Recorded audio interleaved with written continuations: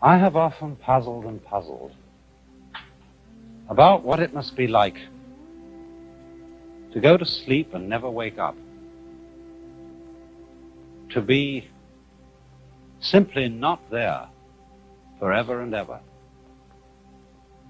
After all, one has some intimation of this by the interval that separates going to sleep from waking, when we don't have any dreams but go to sleep, and then suddenly we're there again, and in the interim there was nothing. And if there was never any end to that interval, if the waking up didn't happen, that's such a curious thought. And yet, you know, I believe that although that's rather gloomy kind of consideration, I've found that's one of the most creative thoughts I ever thought in my life. And I keep going back to it.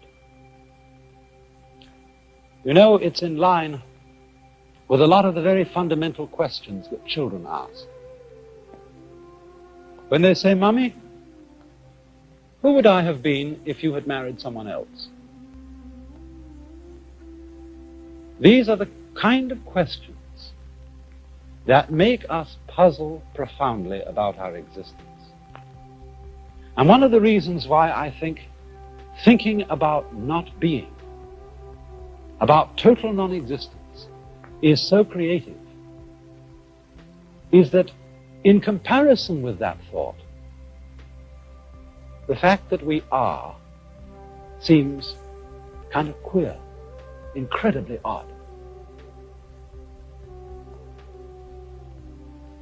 But you know, in the Western world, I suppose we have two dominant ideas about what happens to us when we die. There's the old-fashioned idea that after we die, we go to another world. I say old-fashioned, not to say it's out of date. We don't know what the answer to this is. But that's the traditional answer of the Western world. When you die, you go to another life. Maybe heaven, maybe purgatory, maybe hell, who knows? I think nowadays, though, the more general idea, the more plausible idea to many people, is that when we die, we just cease to be. That's all there is to it. But we're inclined, I think, to have in our minds a picture of this, which indeed is depressing, of being shut up in the dark for always and always and always, to be kind of buried alive in a blackness where we are blind, deaf, and dumb, but somehow still conscious. But in the Eastern world, there are different ideas of this. The major Eastern idea is what is generally known as reincarnation, of going through life after life after life in an endless series, a process that is represented in this Japanese print of the Wheel of Life, the Buddhist Wheel of Life. This painting was lent to me by Mr. and Mrs. Imamura of Berkeley in California. He used to be the priest of the Berkeley Buddhist Church. And it shows the wheel of stages of existence through which beings pass, clutched by the great demon of impermanence. This is rather an unusual representation of the Wheel of Life. Perhaps some of you have seen these before.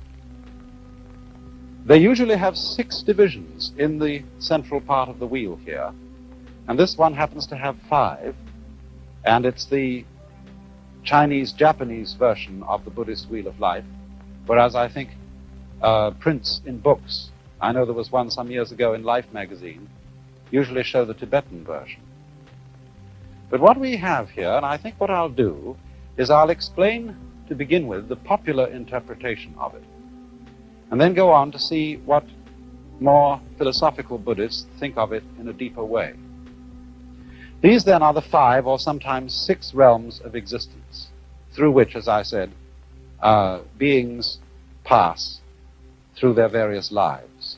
We could start here, for example. This is the human world. And then next to this is the world of the Devas. D-E-V-A, which we would translate into English as angel. Then this is the world of the animals. This is the world that is sometimes called the hells, only that's not quite a correct term for it. It should be called the world of the purgatories, because in this scheme of the universe, there is no everlasting state. There is no everlasting heaven and there is no everlasting hell. The demon of impermanence clutches the whole thing, and they all terminate. Next to the hells, there is the realm of what are called pretas, P-R-E-T-A. They are frustrated spirits, sometimes shown with very large stomachs and very tiny mouths, enormous appetite, but very small means of satisfying it. And the idea is, you see, that in the course of his development, the individual goes through life after life. If he does well, he ascends towards the heavens. If he does ill, he descends to the hells. Or he may fall from the human state to the animal state, or fall from the human state to the state of the ghosts. But the point that has to be remembered in the Buddhist idea of transmigration or reincarnation is that you can never stop anywhere. You may ascend to heaven, but what goes up must eventually come down. You may descend to hell, but what goes down must eventually come up. And so one goes on and on, moving through these various worlds until, in Buddhist ideas, you become sufficiently awakened to become a Buddha, one who is released from the wheel, and who does not fall anymore into the sequence of rebirths, but enters the eternal state of nirvana. Now, if you will look closer again, you will see that there are a number of figures round the outside of the wheel. And these represent what is called the 12-fold chain of dependent origination. That is to say, they are a series of links which form what might be called the sequence of life. They are, as it were, a schematic diagram of the force or the process that keeps this wheel rotating. And the chain starts with a demon down at the bottom here, who represents ignorance, or perhaps unconsciousness, the state of not knowing. Then next in order, you'll see a potter's wheel, and this represents potentialities of life. Next comes a monkey, who represents consciousness. A man in a boat. For some reason, this represents the combination of name and form. Words bringing out shapes. Words identifying shapes and things in the world.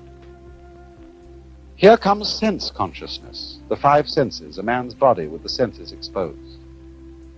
And here comes contact, a pair of lovers. After this, there comes perception. I am not quite sure what the symbol in this wheel is. It seems to show a man with a sword behind a screen and two women playing in front of the screen. The usual symbol you find here for perception is a man with an arrow in his eye, showing the pain involved in the perception of the world. The next in the link is desire. It shows a woman with twins. The next one here is called grasping, and that shows a man with a basket into which he is trying to get the fruits of life. And then as we come over round the wheel, we get a figure which means growth. I think this is one of the gods of prosperity, but it means growth, the fullness of life. Here is birth, a woman in parturition. Here is old age. And then, although the final stage of the links of dependent origination, as they are usually drawn, shows this one as the last, and calls it old age and death, in this particular wheel they've been spread out, so that you get old age, grief. No, excuse me, this is sickness. Old age, sickness, death, grief, compassion, suffering, and again back into ignorance. Here's another figure of ignorance, the camel being led by a blind man. Now, what I want you to notice particularly about this is that the chain represents what is called in Sanskrit the process of karma. I'm going to write that word because it's very fundamental to an understanding of this whole problem. Karma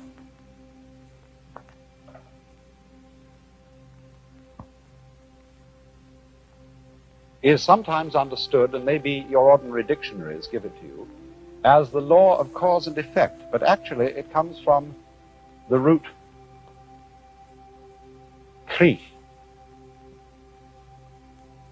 which in Sanskrit means to act or to do.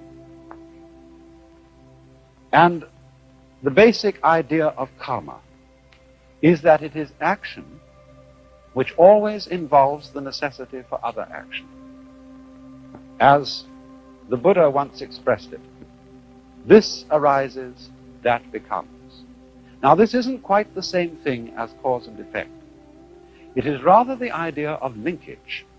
For example, when I pick up this brush, I lift it by one end, and the other end comes up. Now, we could say this is cause and effect, although this would be a rather cumbersome way of thinking about it. I could say, for example, that the coming up of the brush at this end is the effect of the cause, my lifting it at this end.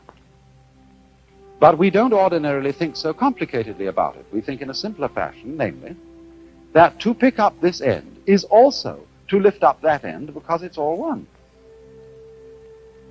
So in the same way, Buddhists and Hindus who follow the idea of karma believe that life and death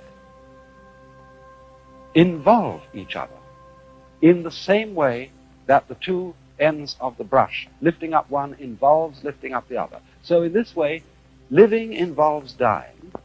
We wouldn't say that the cause of death is birth, but birth and death go together and they are inseparable. And so if we will look again for a moment at the wheel, we can see that there are these important phases of it altogether. Here it ends with the sequence of pictures representing death and suffering and its attendant grief, ending in the blind man leading the camel and the demon, which together represent ignorance or unconsciousness. But once again here we have the potentiality of life, and then the monkey representing consciousness. All these things are looked upon as linked and therefore inseparable. And thus, you see, we don't look upon ignorance as the first step or the first link in the chain from a chronological point of view. We only start numbering the steps of the chain here, because one has to begin somewhere when one's talking. And so, the basic idea of this link is interrelatedness, interlockedness, so that death and life, as I said, imply each other. So that you might, speaking from the standpoint of Indian philosophy, of Hinduism, of Buddhism, you might pick an argument with Hamlet and say, to be or not to be is not the question. These are not alternatives. They are things that go together just like up and down, back and front, solid and space. Now there's another aspect to karma which needs to be considered here, and that is that karma also involves the idea of the continuity of pattern. You know, strictly speaking, Buddhists don't believe that there is any soul entity which passes from one life to another. There is no sort of fixed I or fixed ego which once was an animal and then became a man and then became an angel and then eventually became a Buddha or something like that. The idea of karma as the linking factor between the various lives is what we might call continuity of pattern. For example, consider an army regiment. A certain regiment goes on year after year after year. Old European regiments, for example, have existed for hundreds of years. And yet the personnel of those regiments, and even the barracks in which they are stationed, are entirely changed. In the same way, a university. Harvard University has existed for a long time. Oxford for a lot longer.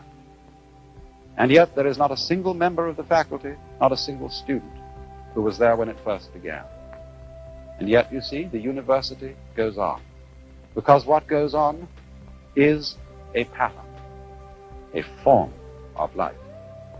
In the same way, the individual body of man, every 7 years, I think, all the molecules composing our physical structure are entirely changed. And yet, something identifiable as the pattern which we associate with Mr. or Mrs. So-and-so is still there.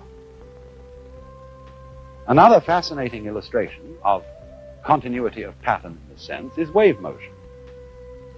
It's perhaps easiest to illustrate with something like a barber's pole. When you twirl it. Now, as you twirl it, there's an illusion of something moving upwards from the bottom to the top of the pole. It seems that the strips go along. Now, actually, they don't go along. They just go round. And in the same way, also, when waves move across water, there's no water moving across. There is the wave pattern moving across. The water is just going up and down, as you can tell when you see, say, a dead leaf floating on the water's surface, and it isn't moved along by the waves. So this idea of continuity of pattern is the solution which Indian philosophy offers on the matter of the problem of death. The individual, as it were, entity is constantly changing. He does not go on, but the pattern or the karma, the pattern of action, goes on. And it's all embraced by that figure you saw of the great demon of impermanence. Could we look at that demon once again? I want to say something more about him. From our Western ideas, this fellow looks pretty evil. And we might associate him with the devil in the Hebrew or Christian sense of a principle of evil. In Buddhism, demons are not evil. They are really beneficent.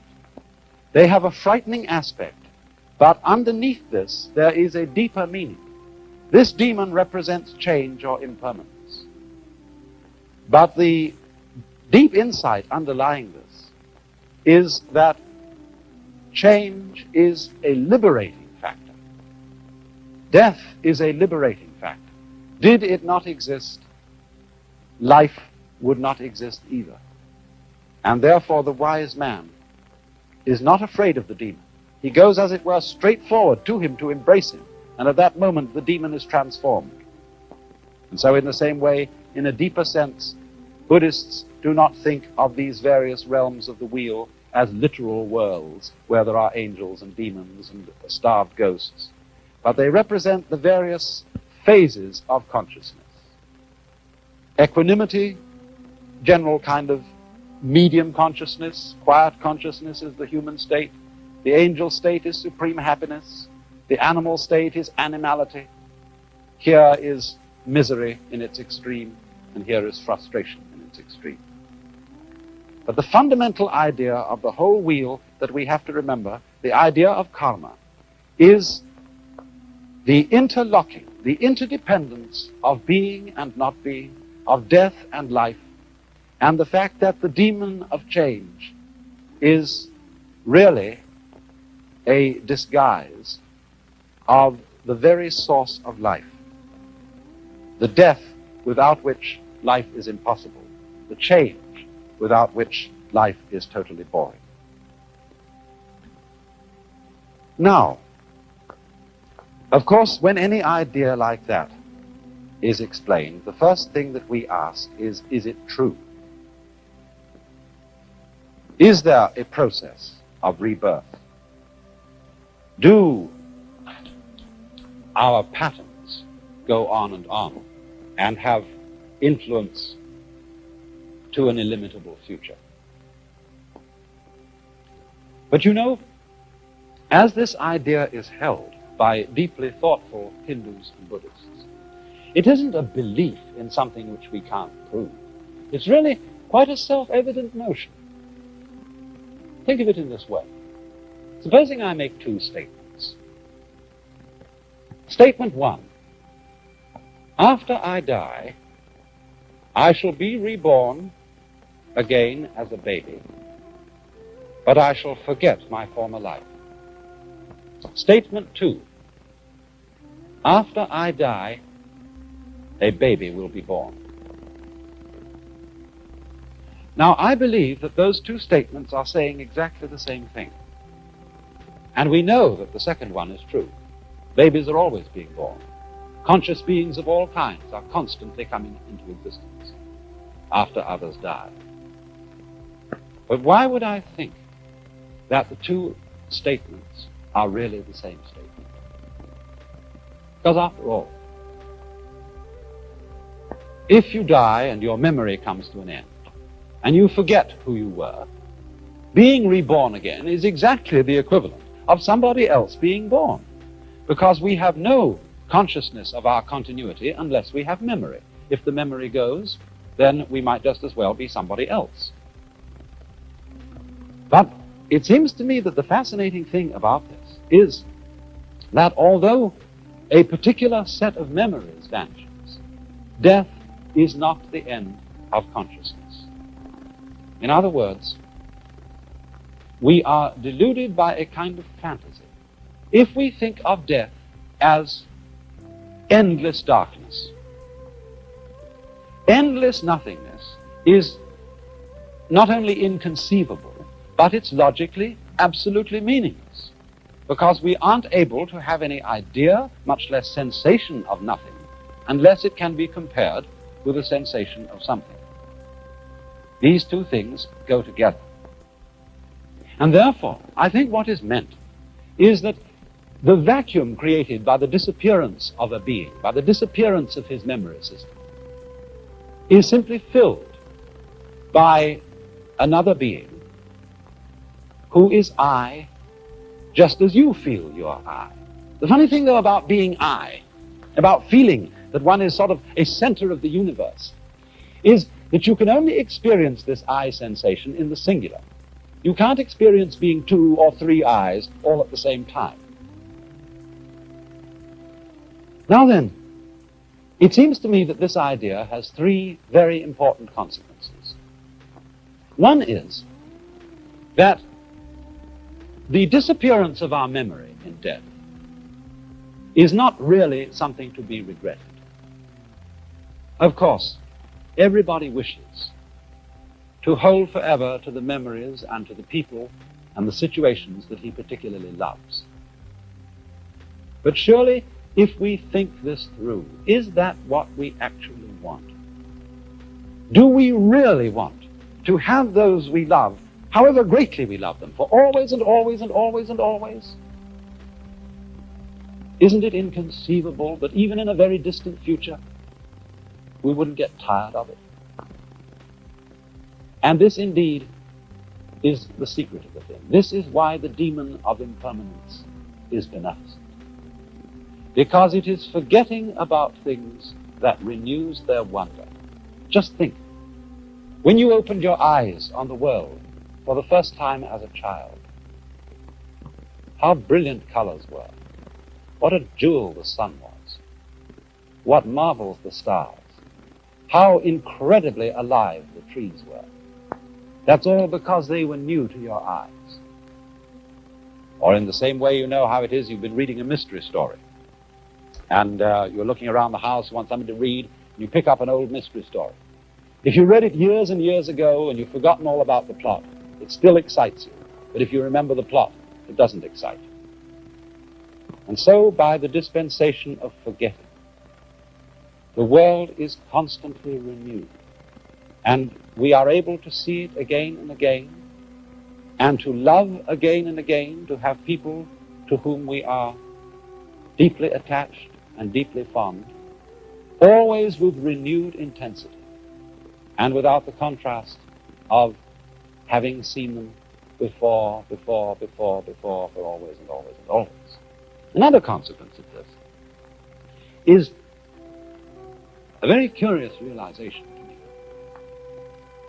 Remember that question, who would I be if my mother had married someone else? Who, if I were you, we often say. One might so easily have been you.